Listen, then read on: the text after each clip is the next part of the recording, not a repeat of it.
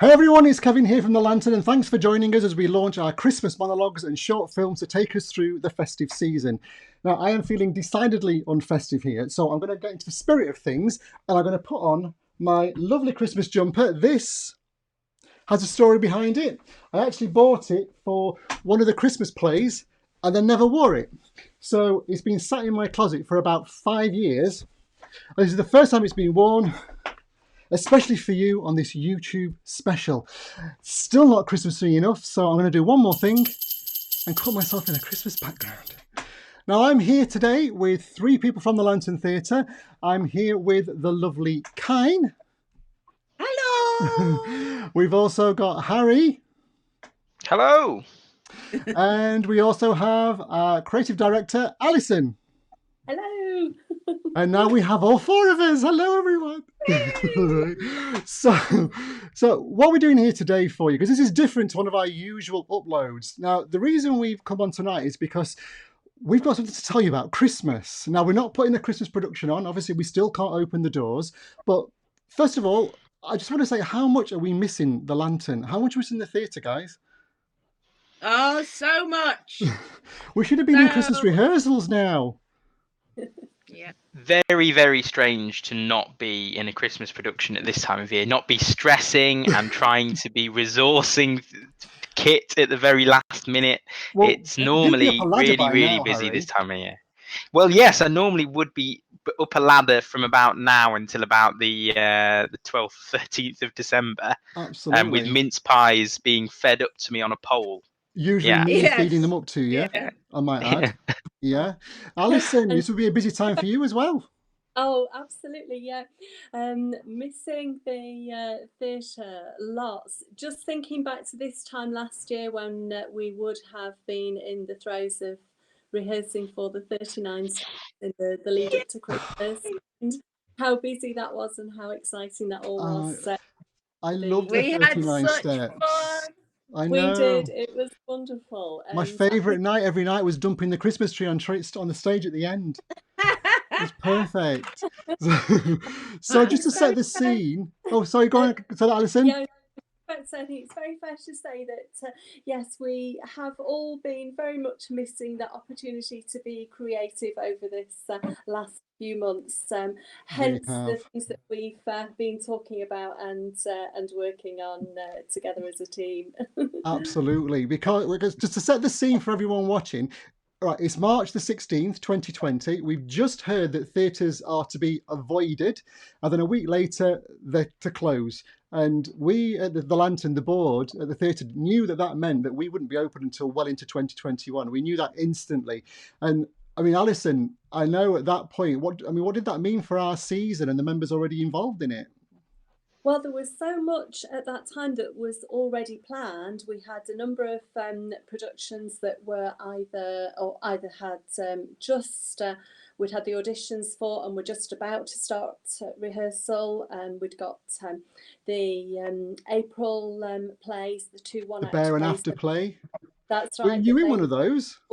I was, yes. I was in place, so we were literally really busy in rehearsals with both of those, and then the May and June plays had already been auditioned, and we had the cast ready to go for both of those as well. So it was a really, really busy time just up until that point when, of course, we got the message about the lockdown.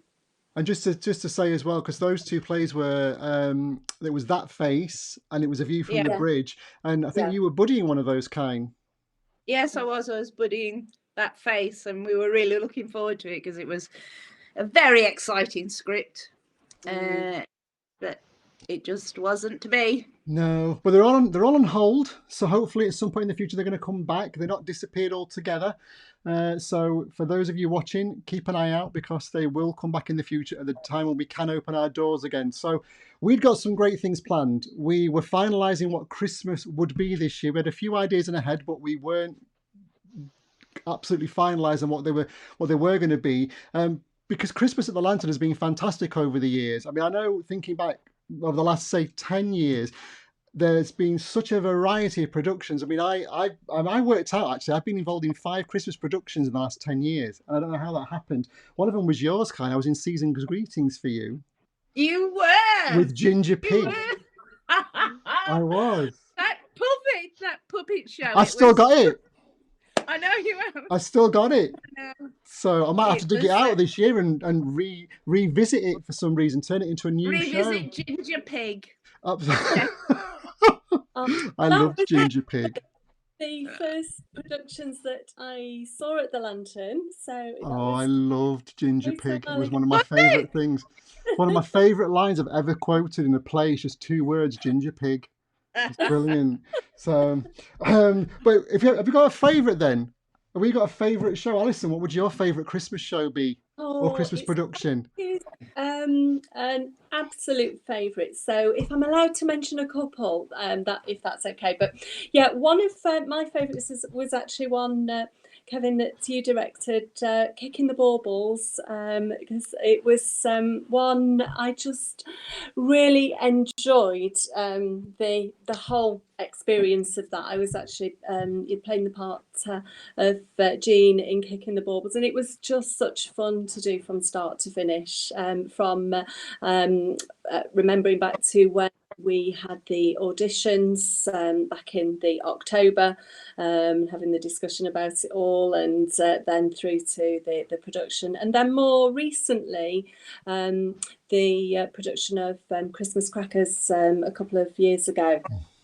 Which I was originally the... You were a last-minute stand-in for Christmas Crackers, though, weren't you? I was, yes. Originally, I was just going to be the creative team buddy for that, and obviously Steve Edison was directing that, and then due to circumstances at the time, happened to step into a role in the play. It was literally a week to go, I think, Kevin, that we had, wasn't it? That was all we had. It does sound like a week to go. I remember it very clearly. It was very good, though. Oh, but it was really good. Very much enjoyed being involved in that and being part of the whole process. Even though originally I wasn't going to, due to be actually taking part in that. So but it was still very, very enjoyable and a wonderful team to work with. It was super. Harry, have you got a? I'm gonna bring you into the frame in just a second. Where are you? Oh, there you are. Oh, there I am. Alison in my frame as well. So we'll keep Alison in as well. So give us your favourite.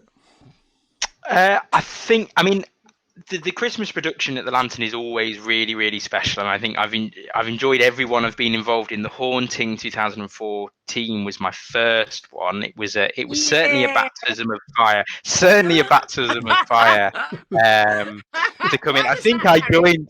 I can't. My therapist has enabled me to block a lot of it out by this stage, so I don't want to regress in any of that work. But I think I came into the DGP. I think I joined maybe 2-3 weeks before curtain on that.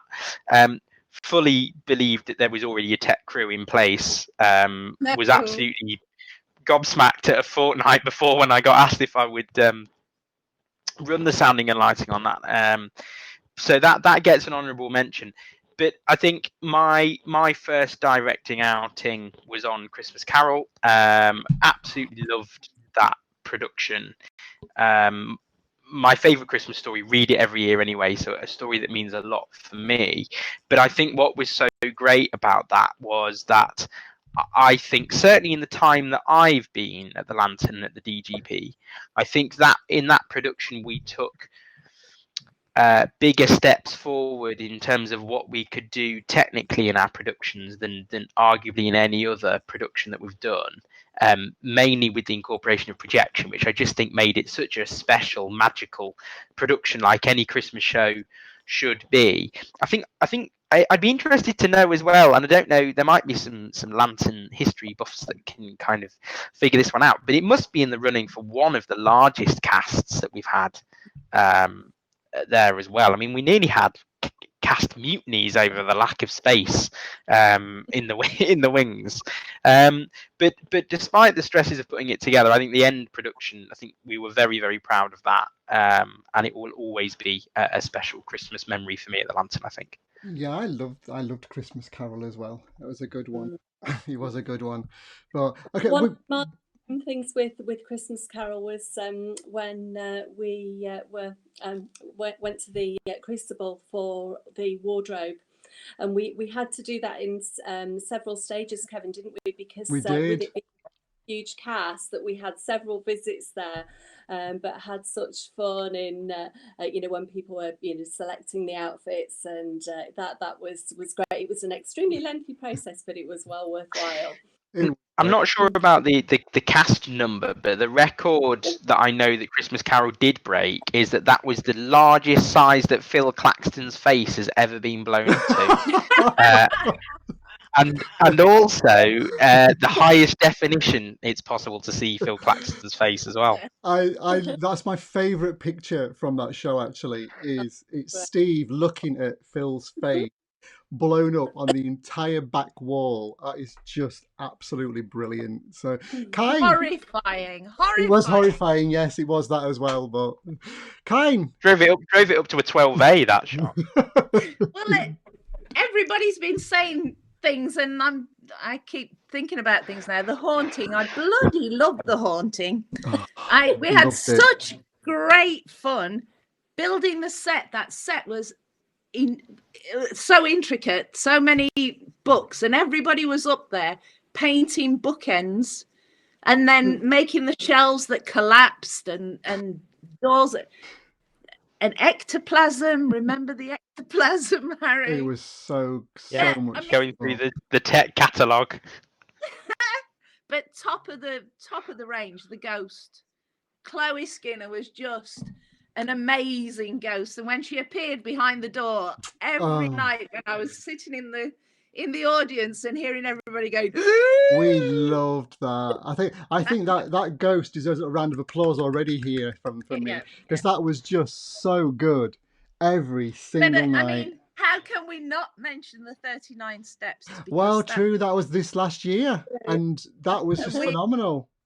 Again, incredible. That was amazing. An amazing cast. All the bits and pieces that we did. I loved the little man falling down into the water. Well, that was my hand doing that. That was you. In case anyone watching is wondering, that was my hand doing that. So the 39 Steps last year was such fun.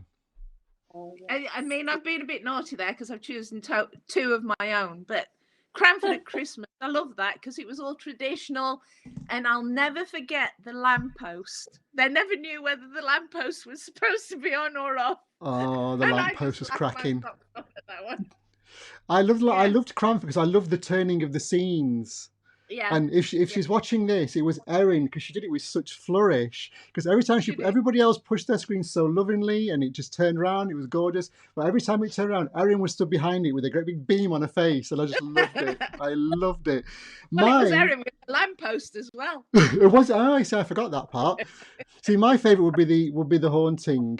Just because I loved the ghost moment so much. But if I was going to pick something traditionally Christmas, there's an actual Christmas story, I would have to go with the Christmas Carol as well, just because I love the Christmas Carol, and I did like what we did with it. I love the fact as well, it was the first time we put the children in a digital scene, so that was just so special to have them in it, knowing that we couldn't have them in it normally, but we still managed it. I mean, technically it was a nightmare, but it looked good in the end. So that was cracking. Okay, Christmas over for now. Christmas we're going to talk about in a second again. But what I do want to just touch on now is how we've got to where we've got to at the moment. Because, Alison, you and I had a conversation not long after we had to shut the theatre where we discussed bringing new writing to YouTube, to bring it onto video, which I think, Kine, you'd mentioned before as well, that you guys in the creative team had already sort of preempted that conversation and started thinking about what that could look like. Yeah, we were starting to think about putting things out there. Because we started that we met. I mean, you and I, Kevin, had that conversation very early on, didn't we? Just a few days into the first lockdown, Yeah. and then. Of course, we always meet regularly as creative teams. So obviously myself and Cein, Danny, Matt and James, and we regularly met and have been meeting every few weeks since the first lockdown, and very quickly started to be exploring, well, actually, what can we do? Even though we're not able to open at the moment, what are some of the things that we actually can do while carefully taking account of social distancing measures, etc. The current because the members were telling us they were missing being creative. We were getting emails, we were getting messages through Facebook because we were putting lots of production photos on Facebook, and we started seeing people say, "I'm really missing it. There's something I want. I know I'd love to do something." Because Harry, you said that to me ages ago that we were on a video catch up one Sunday afternoon. You said, "I really miss not having something creative to do." Yeah, I think, I mean, there was, I think one of the things that maybe a lot of people don't see is that even during lockdown, the theatre didn't stop. Theatre doesn't run itself, and the board and the creative team have been in constant communication with one another all the way through that, if nothing else, just to make sure that the structural running of the theatre continues. And it was in one of those discussions where I was just saying, this is the time of year where we would really be knuckling down now on the Christmas production, and how is that practically gonna work? And it felt very, very strange to not be doing that. And it just didn't feel like it didn't feel right not having something from the Lantern at Christmas time for our community, when so many members of our community coming to the Christmas show at the Lantern is part of Christmas. It's part of what they do every year as part of that festive routine. And I really wanted to think of any way we could to try and make that happen, even if it had to be in the virtual form or whatever form we could do it in. Because if we fast forward from March to August, September time, and we had another catch up, and in there you shared an idea with me then that you had, which was a really great idea that we started the process of doing it, and of course we had to stop because the second phase of lockdown and things happened, so it meant we couldn't meet anywhere. But what was the original idea for these Christmas productions, Harry? Yeah, I mean, there were two elements of them. The first was trying to get as many people involved as possible, and I guess if you try and work it through, why can't you do a production? Well, you can't do a full production because of not being able to get everybody on the stage, not being able to get everybody in the auditorium. So you think, well, why don't we do a short production then that we film? The problem then was that we would still have to pay the rights for any script. Probably more for the video performances as well. So there was no way we were going to be able to make that financially viable, which as a charity, we do need to make sure that what we do is financially viable. So then it was, well, why can't we get people in to write? We've got fantastic writers across the membership. We get fantastic take up for the new writing projects every year. And why can't we tap into that? We know that a lot of our theatre community has been kind of mulling over ideas and getting creative all the way through lockdown. So why can't we harness that? So the plan was that we would put out for a number of Christmas scripts, and that these would be filmed on the stage. So they wouldn't be watched live by an audience at the theatre, but they would be filmed in front of quite a minimalistic set, kind of very festive, kind of a wall and a fireplace and an armchair and that sort of thing. Filmed, edited with a very small crew, and then put out through December on the Lantern page. But unfortunately, with the idea of that being that it would still be a production coming from the Lantern stage. And then, and that was discussed just as we were kind of enjoying the kind of brief reprise that we got from COVID, kind of at the end of the summer. And we were thinking that we were looking good for being able to get back in and do some work in the space. and then we got COVID 2.0. We did. We had all this stuff in place, actually. We started to buy all the screens we'd need to keep everyone separate.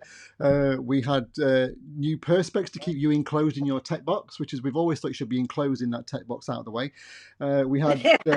We had movable screens that would protect the actor from any kind of director on stage, and the camera person was going to be Chris Webb. So we had all those in place, and then we couldn't do it. So then we had to come up with a new idea. And the new idea was one that we talked through with the creative team and with Harry and with Chris Webb, who's doing a lot of work for us, as to, well, can we do this now remotely? And we came up with a plan to do it remotely, and that's where we are. So at the moment, we are filming some remote or some monologues remotely with people all in their individual places, their houses, etc., written by our members, and we're going to be putting them on over Christmas. So Alison, Cein, talk us through, without telling us too much and giving the game away, what has been submitted and being filmed at the moment. Oh, there's some lovely ones. There really are some lovely pieces, and we are sure that you will enjoy watching them. One of them literally has been filmed in the last few days and has just arrived, Kevin, in the inboxes. He's ready to edit. Yeah. Is to go, and that is one you will recognise a very well-known Christmas character here. This is very well. I won't say too much more about it, but this character may typically be somewhere on the Christmas tree. That will be the opening piece for the beginning of December, and it will be the first Thursday in December, Kevin, won't it? It will be the first Thursday in December, and there'll be every Thursday in December up to Christmas Eve.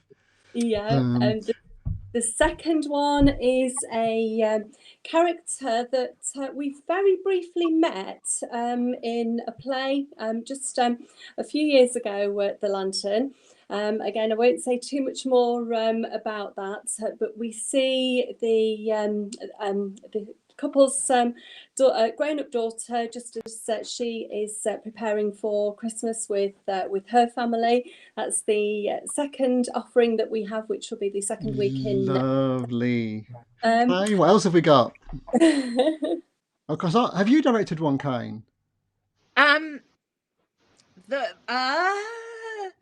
The one that was just mentioned. The one that was just mentioned. You directed that has been put up. That's what I was directing, but it took no directing at all. Oh, okay. Because the person who was doing it was very much in control of it. Lovely. And all I've had to do is put it onto the website. So that's so what else are we doing? So the next one we've got, and this is a situation that so many people will know, trying to search for that perfect present. Yes, of course. That one's going to be a stunner. In the throes of rehearsal at the moment, that one, Cein, isn't it? Yeah, and my favourite one is the last one, which is a creature, really. It's a very well-known Christmas character. Very well-known Christmas character in a different light, I think. Yeah, you've never seen them like this before. Never, and I love it. And I have to admit, I'm directing that one, and I love it. It is so good. On Christmas Eve, that's but we won't say any more than that. No, we're not saying anything more about that. No. Can I also mention the extra one? There is an extra one. Yeah. Yes. Because it makes you cry, the extra one, and that's going out on New Year's Eve. Absolutely. We're doing this all the way through. All the way through November. So lovely. Absolutely. So we're filming them all remotely. For those of you watching, we film them all remotely. Chris Webb's going to do some amazing editing on them to make them even more Christmassy than they already are. You can see them all the way through December. There's a double whammy on Christmas Eve. So keep an eye out on Christmas Eve for those. And that's a really nice special one on a second one on Christmas Eve. But once we've got past these Christmas ones, guys, what's going to be next? This isn't going to be the end of it, is it? Yeah. Oh, God, there's loads coming up. Yeah, so many different ones, because of course prior to asking people to submit for the Christmas pieces, of course already we'd had quite a few submissions there prior to the Christmas ones. So after Christmas, we'll have a number of different ones that we'll be able to release over a number of weeks. And obviously, we've already had a few, Kevin, haven't we, in the last few weeks? We've had 4 already. Well, 3 already in a special. The October one, of course, which was released on the 31st of October. Yes, that was a very strange one. That was very strange. It was And very there's 3 of us who were involved on that, so we'll just talk briefly about it, because that was written by Cein, and it's called Magpies. If you haven't seen it, go and check it out, because it's absolutely brilliant. I directed that one because we wanted to test it out, and so I volunteered to be the first director for it. Harry did some tech stuff for us so we could get it lit properly in the individual's house. I was just there, really. I was just making up the numbers. You were really. I don't know why we even bothered including you yet now. It's all I ever do on these productions. Harry, just as long as I get in the program, I'm all right. Harry looked at the scene, told us how to light it to make it even more creepy, so that was perfect. But if you haven't seen that, go and check it out, because that is a brilliant short film. We've also had Onion Gravy. Yeah.